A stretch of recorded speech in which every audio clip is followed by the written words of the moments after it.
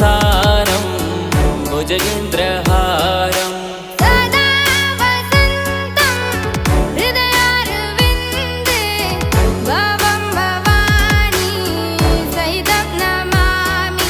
सदा वसन्तं हृदयारविन्दे